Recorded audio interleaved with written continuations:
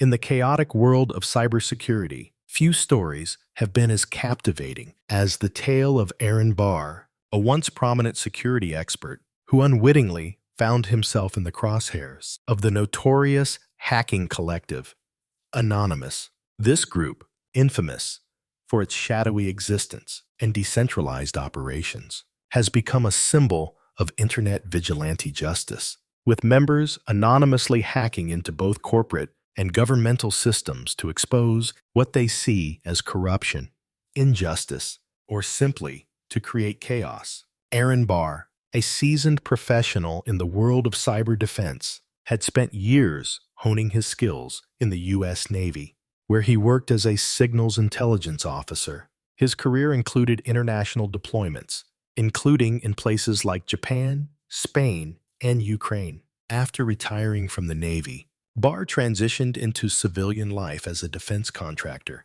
He was a co-founder of a security consulting company called HB Gary Federal, specializing in providing cyber defense services to the U.S. government. However, Barr's promising career took a dangerous turn when he attempted to leverage the growing public interest in Anonymous. At the height of the WikiLeaks scandal in 2010, Anonymous had gained global attention for its cyber attacks against companies like MasterCard, Visa, and PayPal in retaliation for their efforts to block donations to WikiLeaks. Barr, eager to make a name for himself and gain lucrative government contracts, decided to investigate Anonymous, hoping to expose their inner workings. He believed that by infiltrating this network, he could secure high-profile defense contracts, all while enhancing his company's credibility. But Barr underestimated the power of Anonymous and its ability to retaliate. As part of his research, Barr began chatting with members of Anonymous, including a hacker named Topiary. In a critical moment, Barr, confident that he was one step ahead, planned to present his findings at a cybersecurity conference, B-Sides, in San Francisco. His presentation, which was meant to showcase his expertise in identifying the structure and leadership of Anonymous, was an attempt to paint them as a well-organized entity with a clear hierarchy. This claim was, however, fundamentally flawed, as Anonymous operates in a decentralized manner with no central leadership.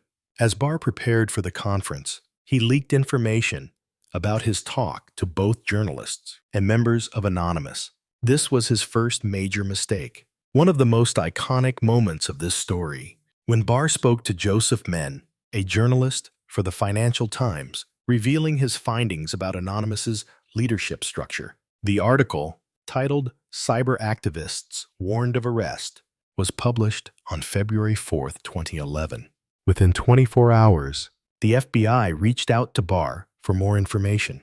Barr had thought his strategy was flawless. He had become the center of attention, with his presentation about Anonymous now a hot topic for both the media and law enforcement.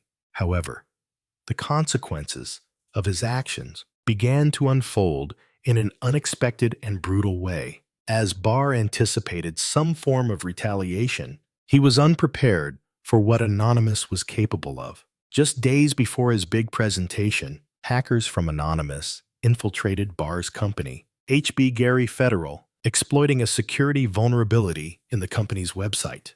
They gained access to a treasure trove of sensitive data, including personal emails and documents, and began to release this information to the public, exposing the inner workings of Barr's company, including plans to undermine WikiLeaks and smear various organizations. The hackers, operating under the banner of Anonymous, had struck back. Using simple but effective techniques, they cracked Barr's passwords and accessed his private accounts. Twitter, Facebook, Yahoo, even his World of Warcraft account.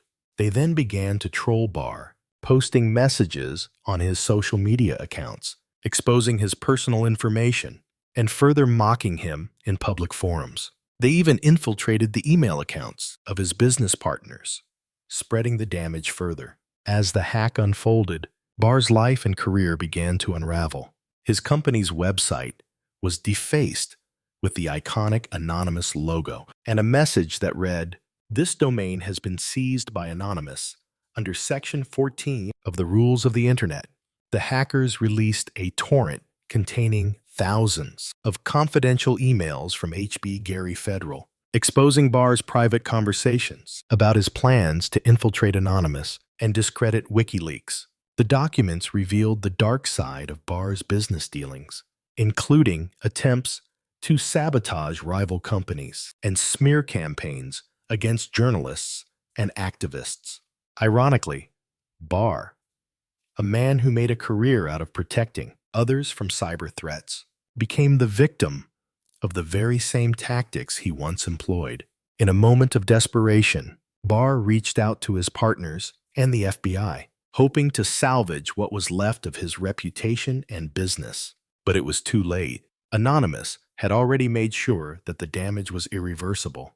Barr's security expertise was permanently discredited, and his business crumbled under the weight of the public scandal. This saga highlights the power of Anonymous as a decentralized collective and its ability to strike at powerful institutions with a level of coordination and secrecy that most authorities could not match. The story of Aaron Barr's downfall serves as a cautionary tale about the dangers of underestimating the capabilities of Internet communities, especially those as enigmatic and volatile as Anonymous. As Barr's personal and professional life lay in ruins, the hackers behind the attack celebrated their victory. They had successfully exposed a figure who had tried to manipulate and undermine their efforts. They had made their point. They were not to be underestimated. The attack on Barr became a legendary moment in the history of Anonymous, further solidifying their reputation as a formidable force in the world of cyber activism. For Barr, however, it was the end of his career as a trusted cybersecurity expert. And so, this episode serves as a stark reminder of the unpredictable and often ruthless nature of the digital age, where even the most skilled can fall victim to the very systems they once controlled. The anonymous hackers, operating in the shadows, continue to remind us that the power of the internet and collective action is far greater than any single individual or corporation.